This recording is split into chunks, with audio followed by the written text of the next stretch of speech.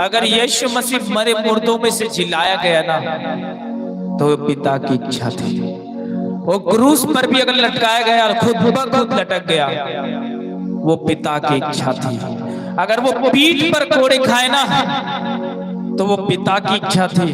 अगर हम सब के श्राप को और हम सब के पापों को क्रूस पर ले गया ना, तो पिता की इच्छा थी। लेकिन सिर्फ लोगों को इतना ही मालूम है कि यीशु मसीह ये मरा हुआ परमेश्वर इनकी क्या सुनेगा। वो सिर्फ आधे ही ज्ञान लेकर बैठे हैं, उनको सिर्फ आधे ही समझ है। लेकिन उसके बाद क्या हुआ ये तो जानना जरूरी है। वो जानना नहीं चाहते कि उसके बाद क्या हुआ, बस ये जानना चाहते कि यीशु इनका यीशु मर गया, खुद अपने आप को नहीं बचा सका तो दूसरों को क्या बचाएगा। लेकिन उसके बाद जो हुआ ना, उसके बाद जो हुआ ना, वो साधारण नहीं था। जब उस मुर्दे को, उस मृत शरीर को जब कब्र के अंदर डाला गया, तो उस टाइम में खोद कर नहीं दफनाया करते थे। यीशु मसीह को कब्र के अंदर एक गुफा जैसे था, उसके अंदर यीशु मसीह को डाला और वहां रखा।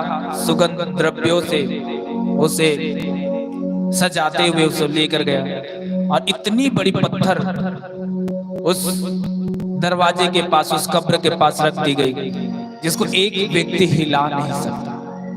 एक व्यक्ति उस कब्र को, उस पत्थर को हटा नहीं सकता।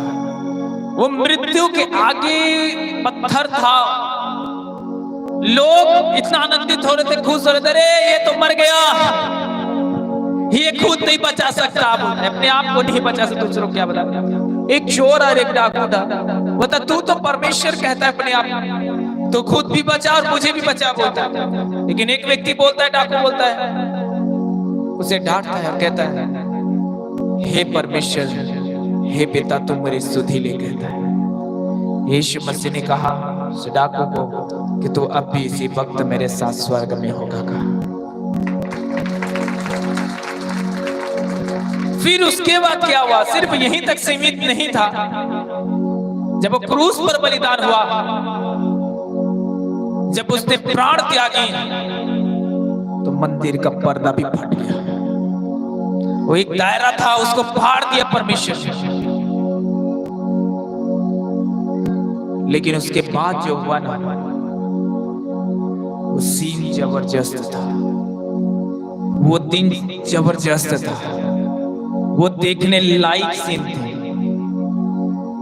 जिस कब्र के अंदर यीशु मसीह था ना, वहां एक स्वर्गदूत उतरते।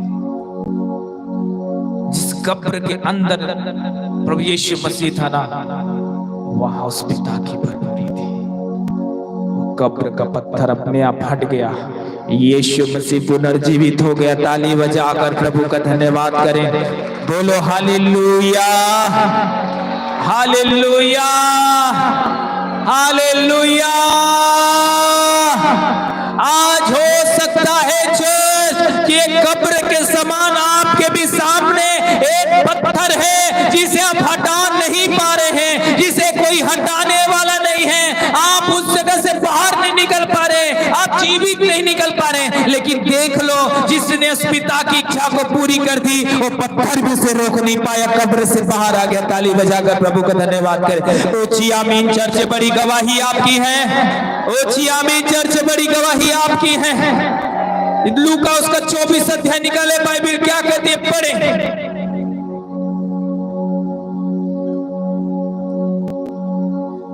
लूका उसका 24 अध्याय,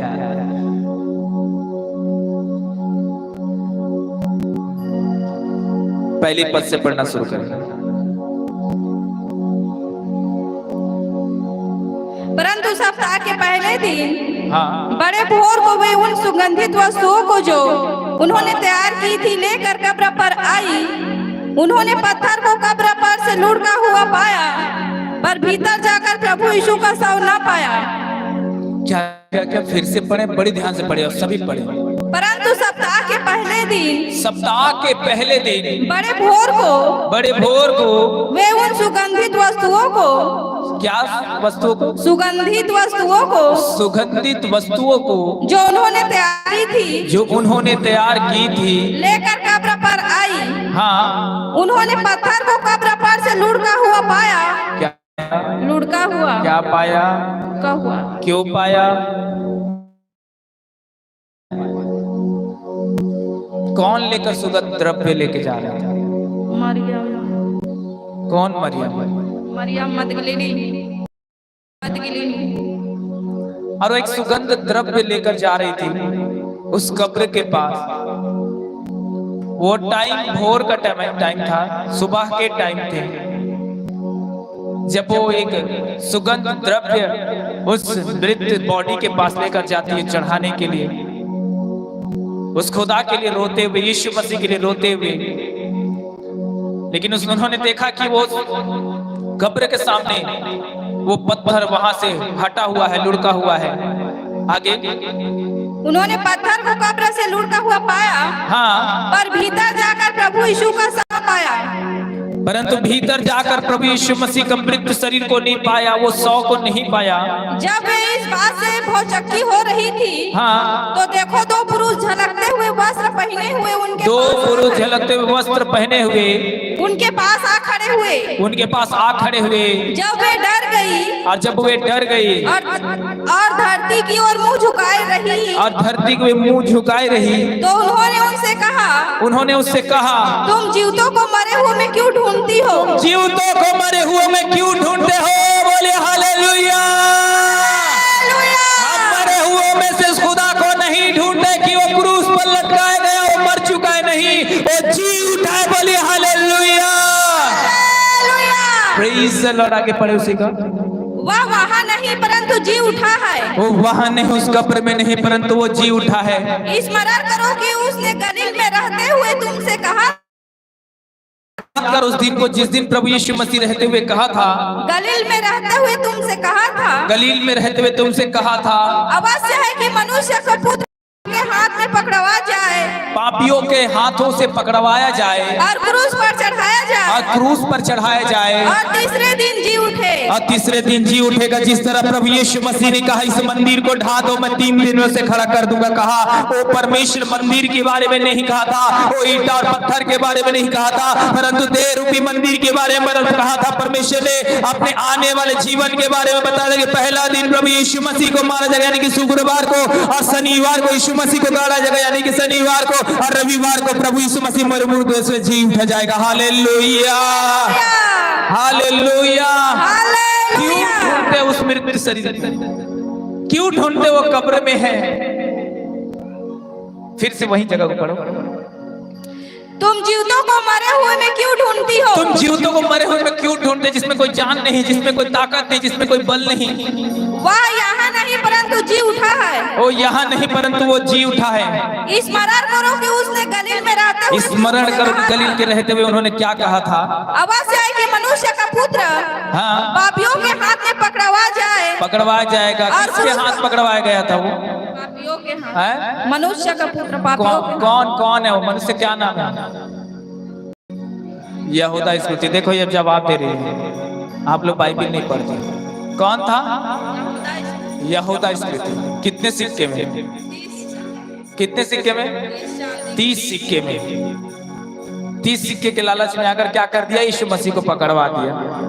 आज संसार में वही हो रहा है, जैसे उन बड़े बड़े दासों के साथ, और उन्हीं का चेला उन्हीं को क्या कर रहा है? पकड़वाने वाला बन गया है। चलो छोड़ो, हटाओ, आगे पढ़ो। मनुष्य के पुत्र के अवश्य है कि मनुष्य का पुत्र पापियों के हाथ में पकड़वाया जाए, हाँ, और क्रूस पर चढ़ाया जाए, और तीसरे दिन जी उठे। और क्या हो?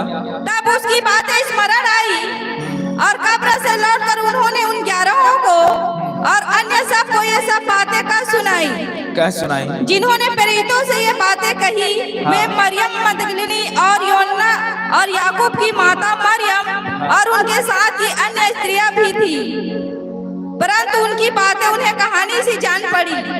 बोलिए हालेलुया, हालेलुया, हालेलुया। हालेलुया। आज वो ढूंढने गई थी, और ऐसे जगह गई थी ढूंढने के लिए, एक कब्र में यीशु मसीह को ढूंढने के लिए। कौन गई? मरियम मगदलीनी। परंतु उसने कब्र के अंदर देखा, एक सिरहाने पर और एक पैर के पास क्या देखा? क्या देखा? स्वर्गदूत देखा। लेकिन जैसे वो कब्र से बाहर आती रोते रोते, तो उसने क्या देखा? उसे क्या दिखाई दे पड़ी?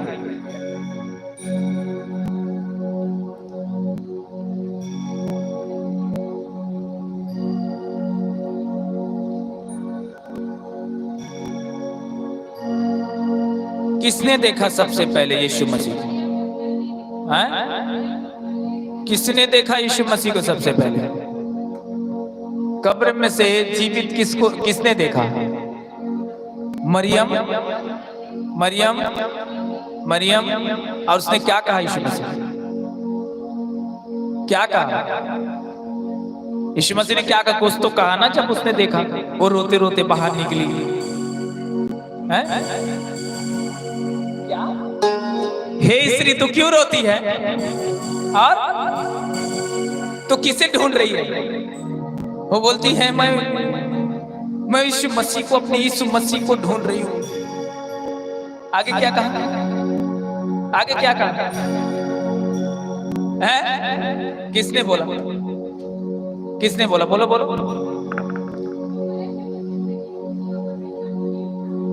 हाँ, तुम मरे होने से क्यों से ढूंढते कि परमेश्वर जी उठा है। हालेलुया।